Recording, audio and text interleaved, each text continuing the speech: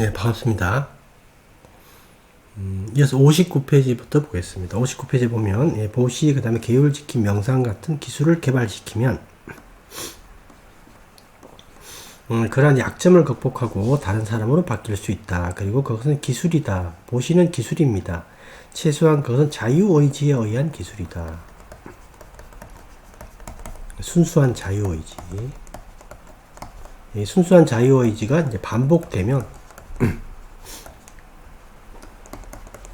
누가 시켜서 또는 의무적으로 그런 게 아니라 이렇게 순수한 자유의지에 의한 어떤 도움을 줘야 되겠다. 그래서 이제 실제 그게 계속 반복이 되고 누적이 되면 여기서 어떤 기쁨이 이제 일어나게 되는데, 이 기쁨은 우리 욕계의 기쁨이 아니에요. 욕계의 세상의 기쁨이 아니라 이게 이제 천신들의 기쁨이에요. 천신들의 마음 상태. 그래서 이게 원래 인간의 마음 상태에서 느낄 수 있는 기쁨이 아니기 때문에 우리가 개발을 해야 된다라는 겁니다. 즉 순수한 자유의지를 반복적으로 실현해서 이 마음이 직접 이 수준 높은 기쁨을 느끼도록 계속 우리가 그 상황 조성을 해줘야 된다라는 뜻이고, 이런 기쁨을 느낄 때 이 기쁨은 이 천신들이 느끼는 기쁨이기 때문에 이 기쁨은 아주 수준이 높은 아주 마음의 음식이 된다라는 거죠. 아주 좋은 음식이 돼요. 좋은 음식이 되니까 우리가 길을 갈 때 아주 훌륭한 어떤 에너지원이 되겠죠.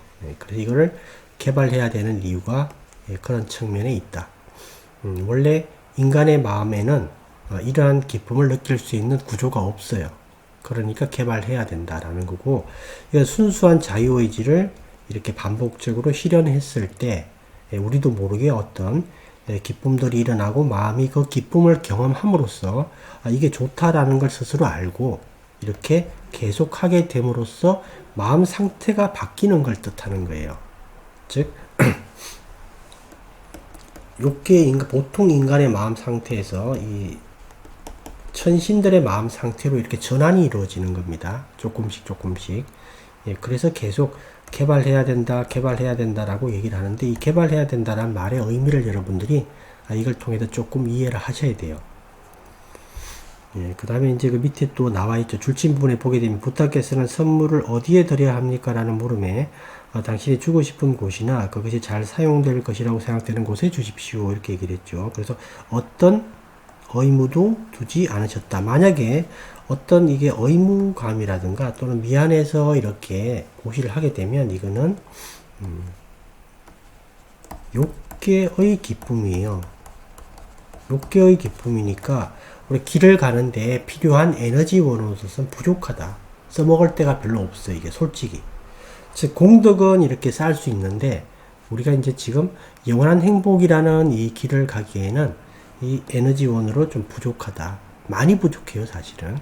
그래서 이 순수한 자유의지에 의한 이런 보시, 이런 부분에 대해서 여러분들이 잘 이해하고 실천에 옮겨야 됩니다. 실천에.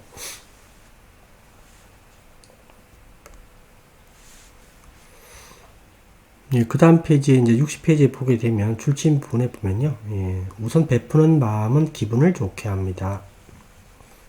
그때부터 관대함에서 오는 행복이 내면화되기 시작합니다. 거기서 점점 더 가치 있는 동기로 베풀게 됨으로써 마침내 베푸는 것은 마음의 자연스러운 장식이 됩니다. 즉 이제 마음의 자연스러운 장식이 된다라는 게 천신들의 마음 상태로 바뀌어간다. 천신들은 이렇게 화관에 모자 같은 거 이렇게 꽃 장식들이 이렇게 많이 있거든요. 훌륭한 장식들이. 약간 이제 그런 표현을 한 것으로 보입니다.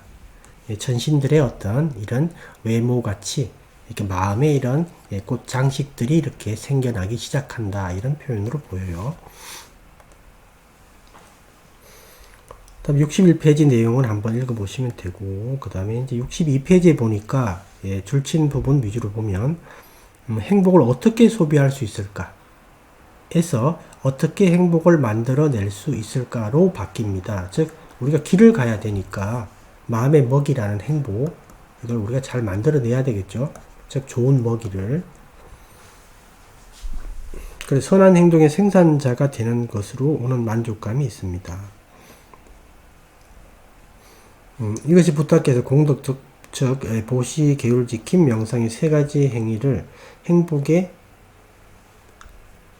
다른 표현이다라고 말씀하신 이유다. 이 의미를 좀 이해하시겠죠? 저기 이제 보시에서 순수한 자유의지에 의한 보시에서 오는 그 천신들의 어떤 그 마음 상태, 그런 수준 높은 기쁨을 얘기를 하죠. 그 다음에 계율 지킴을 통해서도 마찬가지예요. 이 계율 지킴이라는 게 사실은 이게 자기 책임입니다. 순수하게. 그래서 담마요 스님들은 다른 스님이 계율을 안 지키는 것에 대해서 이렇게 비판을 잘 안 해요. 이게 조금 이제 심각할 때는 좀 지적을 하는데, 이 비판을 왜 안 하냐면, 그 스님이 계율을 어겼을 때, 그에 대한 과보는 그 스님이 받는 거예요. 즉, 어차피 과보를 그 스님이 짊어지고 가는 겁니다. 그리고 스님이 이제 계율을 어겼을 때 그 과보는 아주 커요. 상당히 큽니다. 이렇게 되는데, 거기다가 자기가 괜히 비난이나 비판, 즉 나쁜 마음, 좋지 않은 아쿠살라 지타, 즉 아쿠살라의 마음 상태를 일으킬 필요가 없다라는 관점이에요. 즉 쓰레기를 나누어 가질 필요가 없다라는 관점이기 때문에 이거에 대해서 특별하게 비난을 잘 안 합니다. 안 하고 그렇게 되는데, 이 계율 지킴이라는 게 이제 이게 순수한 자기 책임이기 때문에 순수한 자유 의지예요.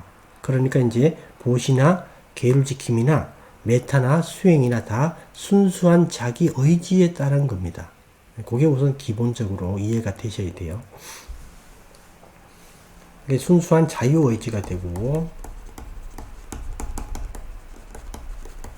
그래서 자기가 계율을 지키기 어려운 상황에서도 꿋꿋하게 지키고 꾸준하게 계율을 잘 지켜나가게 되면 거기서 어떤 이제 자신감 같은 게 생기고요. 그 다음에 떳떳함이 생깁니다.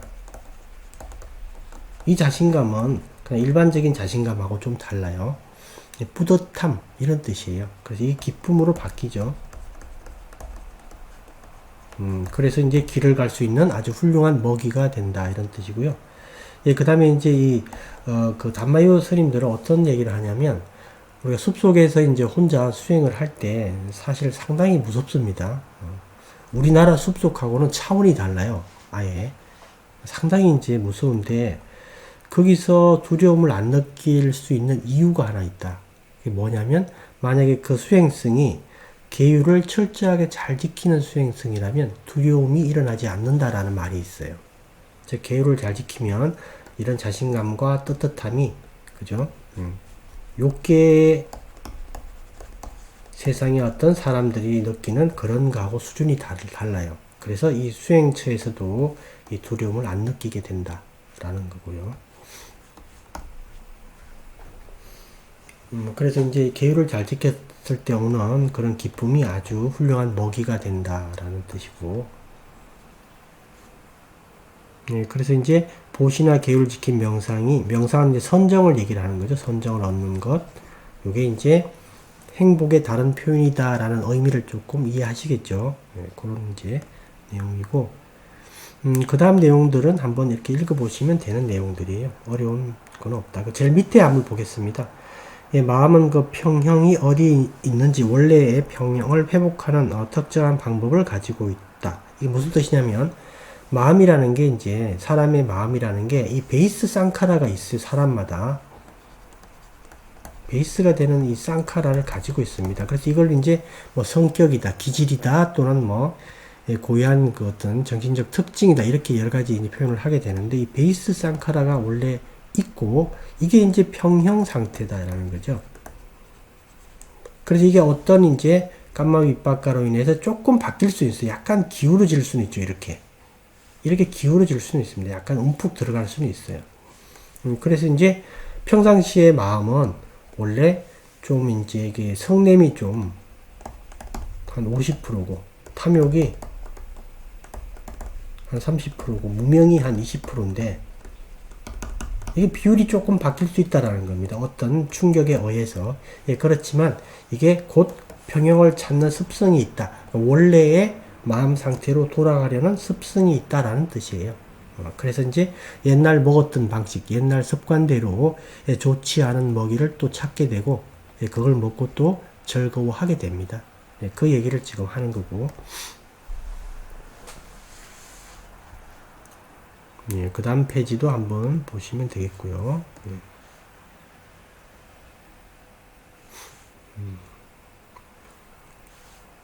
그 다음에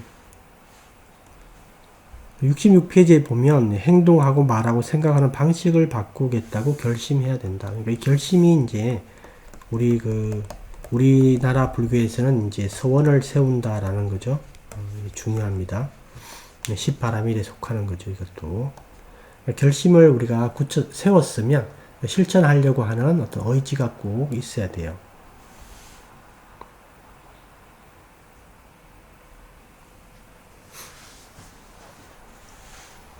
67페이지는 이제 그거죠. 우리가 수행이라는 지금 이 길을 가고 있는데, 이게 이제 그 성과가 아주 천천히 나타난다라는 거예요. 천천히. 우리가 인식하지 못한. 예, 서서히 조금씩 바뀐다라는 뜻이에요. 성과가. 그러니까 이제 보통 사람들이 생각하기를 좌선을 오래 하면 갑자기 어떤 지혜가 뚝 떨어질 거다라고 생각하는데 그렇진 않고 이렇게 천천히 서서히 바뀌어 나간다. 부타께서는 그 이미지를 그 첫 번째 줄에 있죠. 67페이지의 첫 번째 줄에 보면 부타의 이미지 중 하나는 이 수행의 어떤 이런 어떤 성과, 진전의 어떤 상황을 망치의 손잡이로 평가했다라는 거죠. 그래서 우리가 망치를 오래 잡고 사용하면 결국 손잡이가 닳는다. 그죠? 근데 이게 너무 천천히 바뀌니까 표시가 안 나죠. 근데 분명히 닳는 건 맞죠. 그 얘기를 지금 하는 겁니다. 그러니까 꾸준히 열심히 하게 되면 어느 날 어느 상태가 딱 되어 있다. 근데 이게 천천히 바뀌기 때문에 스스로 인식하지는 못한다라는 뜻이에요. 그런 의미입니다. 예, 그런데 이제 어느 단계에서 한번 표식들이 있어요. 완전히 우리가 느낄 수 있는, 우리가 충분히 경험할 수 있는 어떤 표식들이 있습니다. 근데 이제 마음의 상태 있죠. 마음의 상태는 서서히 바뀐다. 근데 우리가 느낄 수 있는 어떤 하나의 표식들, 즉 징검다리 같은 어떤 그 지도책 같은 게 있어요. 이정표 같은 게. 그 밑에도 부타께서는 또한 배를 예로 들었다. 해변에 정박한 배 로프는 시간이 지남에 따라 바람과 태양으로 닳기 시작합니다. 이렇게 얘기를 하셨죠. 그래서 이제 그런 부분에 대해서 여러분들이 너무 고민할 필요가 없다. 반드시 올바르게 꾸준하게 하게 되면 반드시 성취가 일어납니다. 그래서 이제 그런 내용들이 있고요. 이렇게 여러분들이 한번 읽어보시면 되겠습니다. 여기까지 해서 마치도록 하겠습니다.